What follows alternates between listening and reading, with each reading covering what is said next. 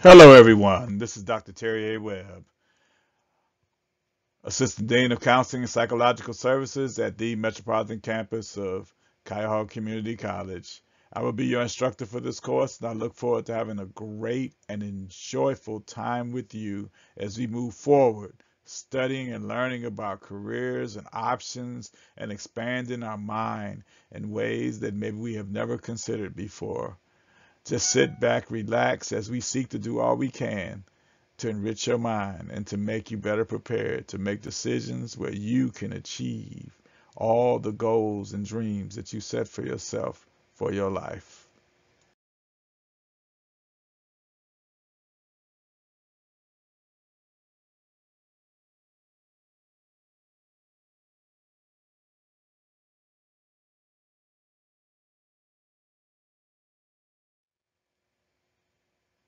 Right here, what I have is a brief bio of some of the things that I've done to introduce you to me, considering that I am not in person with you, but I do look forward to meeting, if not all of you, most of you, sometime in the near future.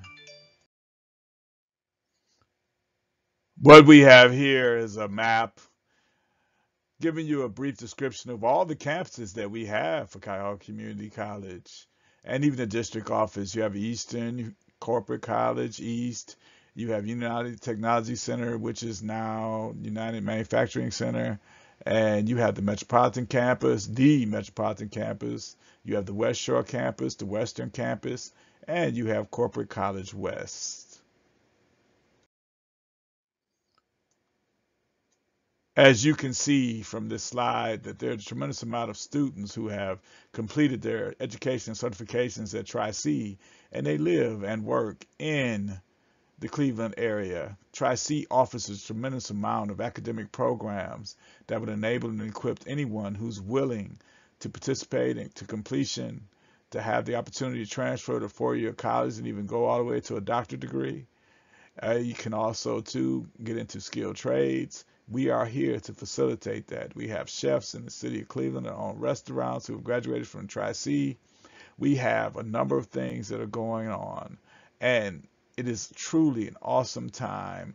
And considering that the age of the student at Tri-C is around the age of 30, and we are very much a veteran-friendly institution that is here to help anybody that is willing, that is a Cuyahoga County resident, and understand this, that we are a full service institution that is here to assist you however you may need help, or at least align you with the services that you may need. Tri-C is an award-winning institution. We're actually even up this year for the Aspen Award, which is a very prestigious award that is given to institutions of higher learning. And for a community college to be in consideration for this is truly an awesome occasion. It is because of the great leadership and the commitment of the people that work at Tri-C and the awesome students such as you that make us an award-winning institution that is worthy of all the recognition nationally and internationally that we receive. And we're in partnership with Lincoln Electric, American Credence, Cleveland Clinic, UH, are just a few of them, the organizations that we're in partnership with. We just thank you for being who you are and working and coming to Tri-C, the place where futures begin. The economic impact of Tri-C on the community is significant. It is recorded that up to 85% of the students who complete their education at Tri-C live and or work within the county or live or work in northeastern Ohio. It is truly amazing how overwhelmingly our levies are approved and everything because people know that Tri-C is an institution that is here to stay, that is vested in the community, and we are here to support and enrich and empower and educate the Cuyahoga County and Northeastern Ohio community in any way that we can. We're here as a service provider, an educational entity, and a titan in preparing students for the life that they want to lead. Now that you are in this course, I have a question I want you to think about because we're going to address this in one of our WebEx meetings. We're not allowed to have Zoom meetings, WebEx meetings. That is a critical thinking exercise. I'm really big on critical thinking. What are the lifelong benefits of earning a college degree other than money? You need to really have a good answer for this so that you can stay on course and achieve the goals and the greatness that you have aspired to if you have not already. But what are the lifelong benefits of earning a college degree other than money? Now that you are enrolled in the collegiate program for post-secondary education, you need to understand some terminology. An associate degree is granted upon completion of a program of at least 2 years, but less than 4 years of college work. That is, a lot of students enter a community college on a part-time basis, and it's going to take you a little longer to complete your course of study. The Associate of Arts and Associate of Science degrees are conferred upon students who successfully complete programs designed for transfer to a senior college. The associate degree requires completion of a minimum of 60 credit hours, exclusive of PE and or military science courses with a cumulative GPA of 2.0 or higher to be awarded the degree. An associate applied science degree is a specialized degree that's conferred upon students who successfully complete a program designed to lead the individual directly into employment and a specific career. The applied science degree has the same requirements as those stated for the associate's degree. You must complete a minimum of 60 hours to be awarded this degree. Nursing and engineering tech are two of the highly rated ones that are applied science degrees where one can leave and go secure meaningful, gainful employment. For the incoming student, it is important for them to understand what does credit hour mean. Courses taken in the collegiate or vocational environment are measured in terms of credit hours. To earn 1 credit hour, a student must attend a classroom or be engaged in enough meaningful work for 50 minutes of work per week for a whole semester. That's usually 16 weeks. Classes are offered in ratings of 1 to 5 credit hours increments, and sometimes larger amounts depending on specialization or if there is a practical skills lab attached as a course. However, you need to read your syllabus to be aware of the value of a credit hour and the amount of work that you would have to complete in order to successfully earn the credit hour.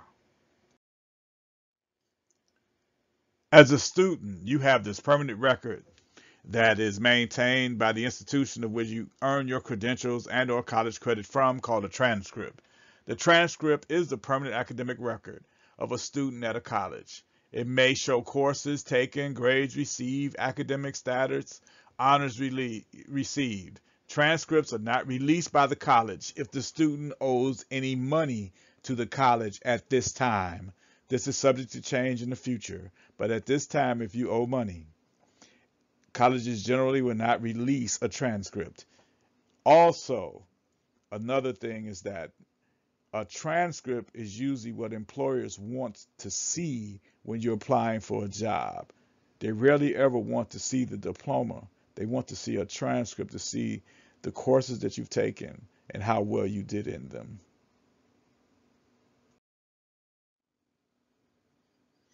Moreover, while you're in a college or post-secondary environment, tutors are there to assist you along the way.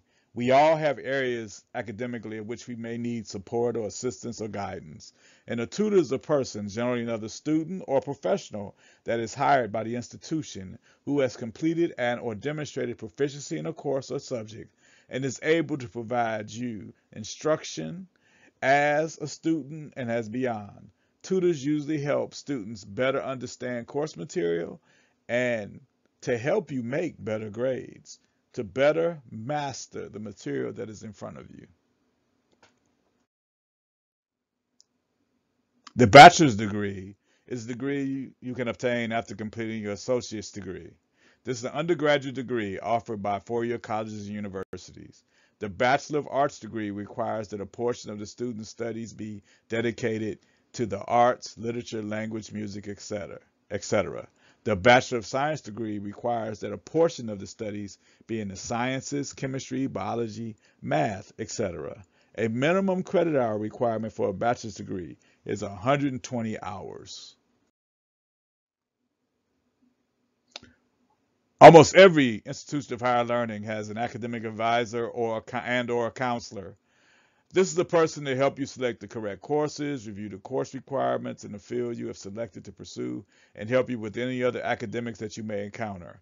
While you are at Tri-C, the counselors that we have here are certified mental health professionals who are here to help you along the way of your journey to deal with any issues that you may have in matriculating through the institution. So we are here as a public service provider to the community of Tri-C. Feel free. Most of the things that you would do in there would be confidential, and the counselors are here to help you maximize your potential. As we all know, we hope that none of you ever taste this, but it's academic probation. All colleges require students maintain a minimum cumulative GPA to remain in the school. Any student not maintaining satisfactory progress towards his or her educational goals will be placed on probation for at least a semester. And the reason that it's not just 2.0, all programs do not have a 2.0 threshold. 2.0 threshold is the national standard to graduate and or receive financial aid. Some programs require that you maintain a 3.0 or higher to not be on probation or potentially removed from the program from non-compliance with the academic standards.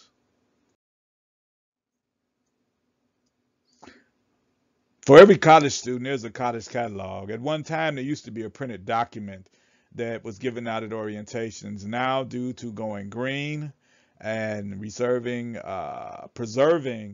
natural resources, the college catalog is now online. And the catalog provides all type of information parents and students need to know about a school. It lists, for example, the institution's history, philosophy, policies and procedures, its accreditation status, courses of study, degrees, and certificate offered. It also talks about the physical facilities, admission and enrollment requirements, financial aid, student life activities, etc.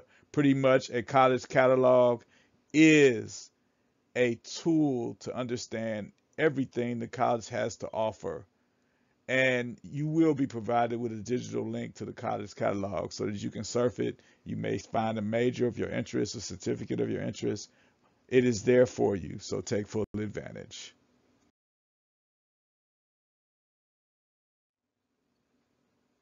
Now that we went through some critical vocabulary terminology for a collegiate environment, now we're going to talk about some tried, true, and tested things that are essential to a student being successful in a collegiate environment.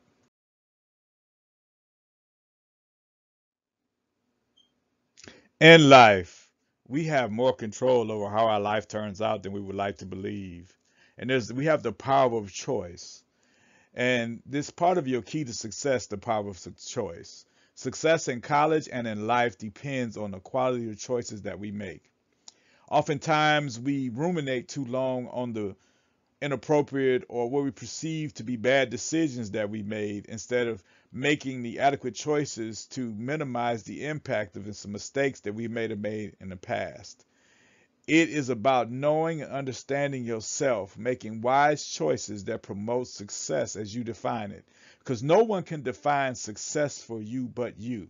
No one knows what's best for you but you. Even as a counselor or psychologist, all I can do is listen to you and help pull out of you the greatness that is within you and hope that you see it, understand it, and that way we can work together to develop a plan so that you can maintain it or obtain it. However it is, you know what will make you happy. You know what will make you feel like a success. You must understand yourself. That means you must have a list of things you must do, a list of things you like to do, and a list of things that you will not do. And this fourth list is hilarious in the fact that a list of things that you're not going to do anymore because you've already learned that they're counterproductive to your trajectory towards success. And there's this graph that came out of this great book that is really awesome for students, and it's on course. Let's take a look at the 8 choices of successful students. As successful students, you accept personal responsibility for the things that you do and how they turn out. See, the struggling student is always considering themselves to be a victim. We must break the victim mentality. And also, too, a successful student discovers self-motivation. You know the why do you want to do this. And you don't worry about what you can't do right now. You find a way to have it done.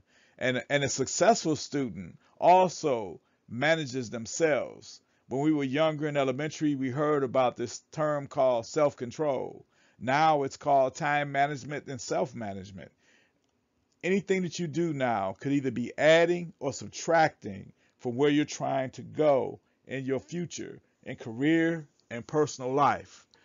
And another thing that successful students do is that they employ interdependence. That is, they understand that the college, post-secondary, vocational school environment is not one that you work in total isolation all by yourself. It is truly important that we learn how to network, because the better our network, the potentially higher is our net worth. We must be able to employ interdependence and be able to work together to achieve our dreams and goals. Because I don't need to know everything if I know who does know, and I'm aligned with the people who know what I need to know, and I'm bringing something to the table that we all benefit from. So in essence, no person is an island unto themselves. Another key critical factor to being a successful student is that you gain self-awareness. That is, you are aware, you're conscious of your belief, your values, and behaviors that you have to prepare you towards success, or the ones that slow you down and keep you off task. Understand that the choices that you make impact your future and how long it takes you to get to where you want to go, if in fact you can get there. And you need to adapt a lifelong pattern of learning. No matter how much education I have, I'm always learning. I've learned so much from a 10-year-old on how to operate my iPhone that is astounding. That one of them, I even bought her some clothes and stuff to. I was so grateful for all that she taught me. You must never get to the point that you feel as if you cannot learn. There's always an opportunity to learn, and there's always something to learn.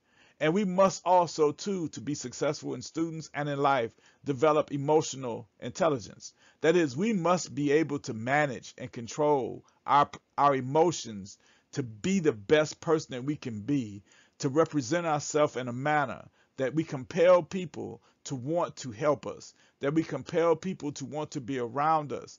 We don't want to repel people, that is, push them away from outbursts, attitudinal displays, or any condescending behaviors that some may have. I know that none of you would ever exhibit any of these behaviors, but we all have met someone that makes it really hard to be around them, and they're really not compassionate enough to understand how other people are feeling. One of the things that we must learn to do, if we have not already, we must learn to look at another person and see them as a person and not look at them as a problem. And emotional intelligence is super critical for those who are aspiring to get into leadership. You need to understand where people are coming from in order to get them to where they need to be or where you want them to be in the plan of your work. And also, another thing is that you have to believe in yourself. One thing that everybody should do is see themselves being what it is that they want to be. In order to be successful, a large part of it is believing it can be done. None of us can ever get to some place we don't believe we can go.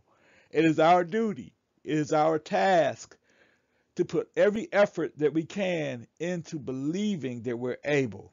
And if we're around people who do not instill hope and assist us to achieve the goals that we want, well, sometimes we might need to talk to somebody else. Because like for me, Doesn't bother me when you tell me the word no. I just know that I don't need to talk to you anymore and go on and talk to someone else who's saying the things that I need to hear, that's going to enrich my life and help me to go towards the goals that I've set for myself. These are things that we all have to focus on. These are things that we all have to deal with. Sometimes we put encumbrances in our lives that stop us from moving forward. And a lot of times, these are individuals that have no intention on walking the way that we're walking, going where we're going. They're content where they are. And we compromise on what we want. And we become emotionally distraught, potentially distressed or depressed, because inside of you is greatness that only you can pull out. And you cannot let anyone else lead you to believe that you are unworthy for anything that you want. You must be willing. And everybody can't get to the top of the mountain at the same time, but everybody can get to the top of the mountain. I just want you to think about that one. Let that marinate for a while. It's not about how fast you ran the race. It's about were you committed enough to finish. Finish what you start. That's why Tri-C is the place where futures begin. Beloved students, I want you to think about these questions I have on the screen right here in front of you. What does success mean to you? You're going to hear that a lot from me, because you need to be able to clearly articulate what does success mean to you. I want you to dig deep into that first penning of that on paper, putting pen to paper. What I want you to do is think about this. Suppose you were in an elevator and you were around someone who was able to give you the money that you need to achieve your dreams. And they wanted to give it away, but you had to explain to them in 90 seconds or less, what do you plan to do? How do you plan to do it? And why do you want to do it? What does success mean to you is a powerful statement that everybody needs to have a personal mission statement. And when you achieve your greatest success, what will you have? What will you be doing? And what kind of person will you be when you achieve your greatest success? And what are you doing today? Just take one more step towards achieving your greatest success. What are you doing right now to take one more step towards achieving your greatest success? Don't ever stop. Don't ever quit. Keep moving. Keep pushing. Keep trying. Keep doing whatever you got to do to get what you deserve.